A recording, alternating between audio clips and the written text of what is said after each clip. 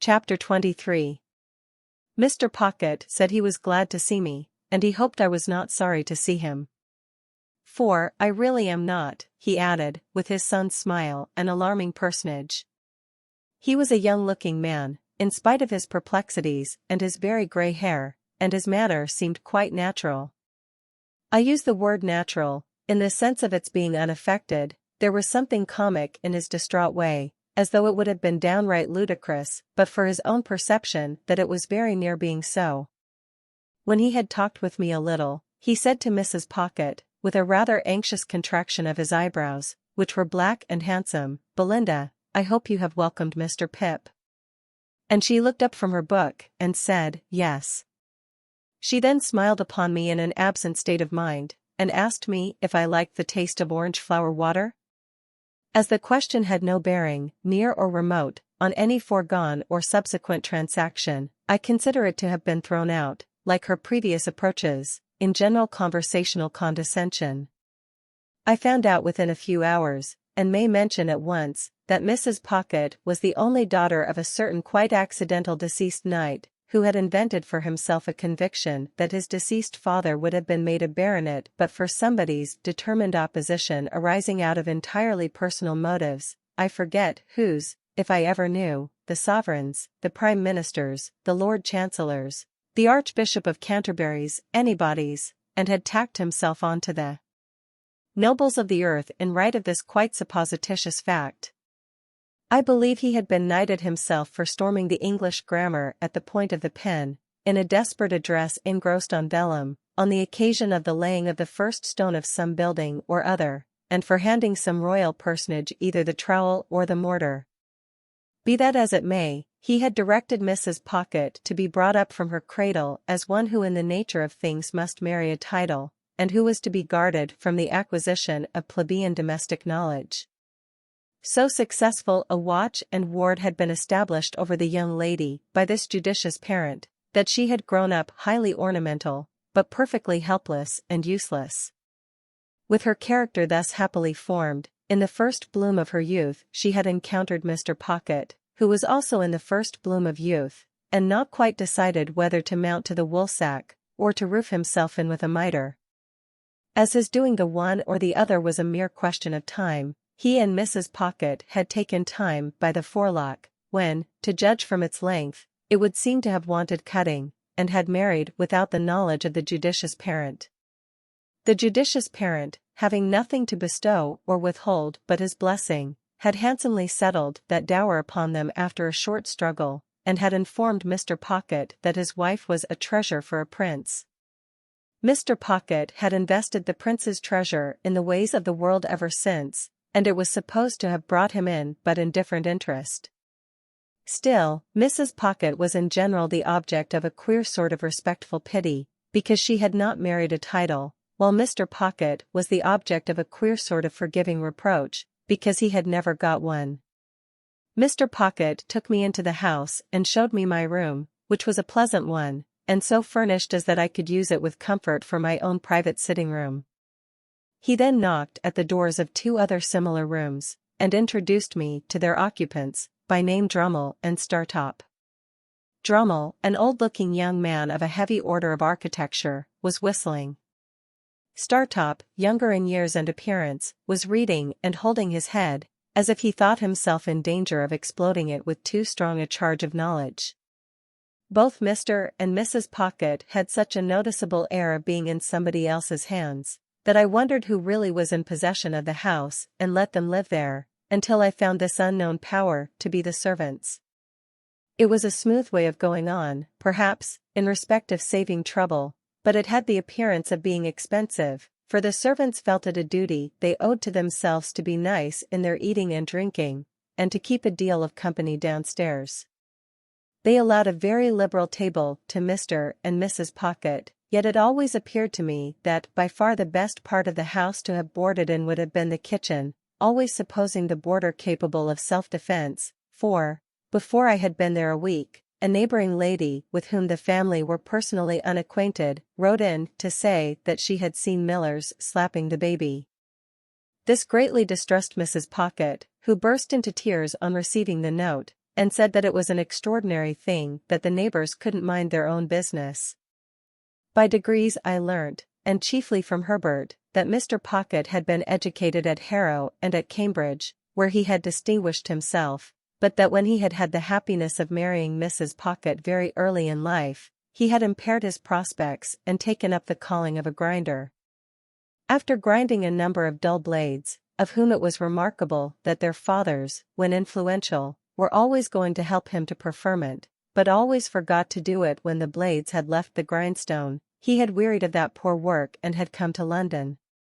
Here, after gradually failing in loftier hopes, he had read with divers who had lacked opportunities or neglected them, and had refurbished divers others for special occasions, and had turned his acquirements to the account of literary compilation and correction, and on such means, added to some very moderate private resources, still maintained the house I saw.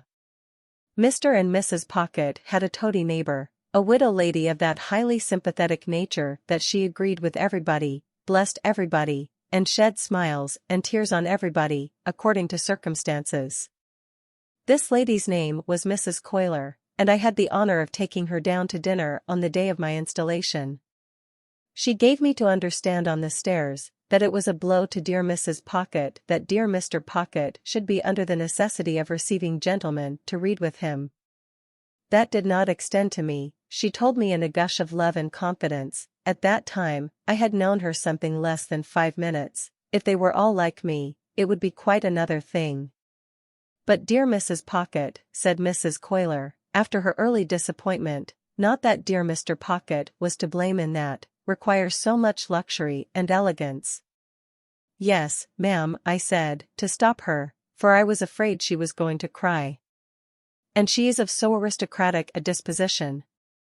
Yes, ma'am, I said again, with the same object as before. That it is hard, said Mrs. Coiler, to have dear Mr. Pocket's time and attention diverted from dear Mrs. Pocket. I could not help thinking that it might be harder if the butcher's time and attention were diverted from dear Mrs. Pocket, but I said nothing, and indeed had enough to do in keeping a bashful watch upon my company manners. It came to my knowledge, through what passed between Mrs. Pocket and Drummle while I was attentive to my knife and fork, spoon, glasses, and other instruments of self-destruction, that Drummle, whose Christian name was Bentley, was actually the next heir but one to a baronetcy. It further appeared that the book I had seen Mrs. Pocket reading in the garden was all about titles, and that she knew the exact date at which her grandpapa would have come into the book, if he ever had come at all. Drummle didn't say much, but in his limited way, he struck me as a sulky kind of fellow. He spoke as one of the elect, and recognized Mrs. Pocket as a woman and a sister.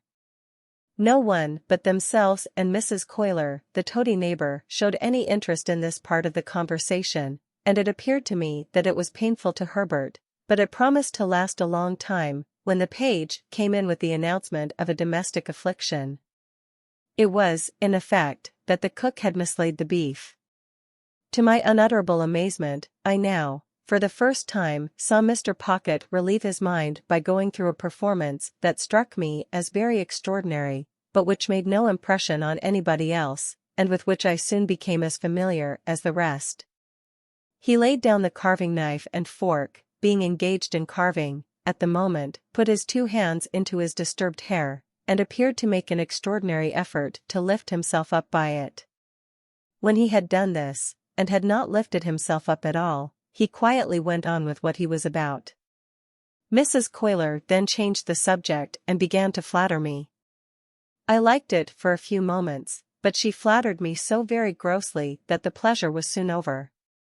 She had a serpentine way of coming close at me when she pretended to be vitally interested in the friends and localities I had left, which was altogether snaky and fork-tongued, and when she made an occasional bounce upon Startop, who said very little to her, or upon Drummle, who said less, I rather envied them for being on the opposite side of the table.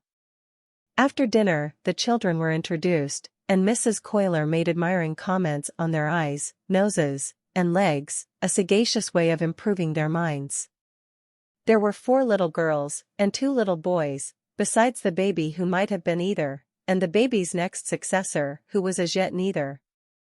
They were brought in by Flopson and Millers, much as though those two non-commissioned officers had been recruiting somewhere for children and had enlisted these, while Mrs. Pocket looked at the young nobles that ought to have been as if she rather thought she had had the pleasure of inspecting them before, but didn't quite know what to make of them. "Here. Give me your fork, Mum, and take the baby," said Flopson. "Don't take it that way, or you'll get its head under the table." Thus advised, Mrs. Pocket took it the other way, and got its head upon the table, which was announced to all present by a prodigious concussion. "Dear, dear. Give it me back, Mum," said Flopson, "and Miss Jane, come and dance to baby, do."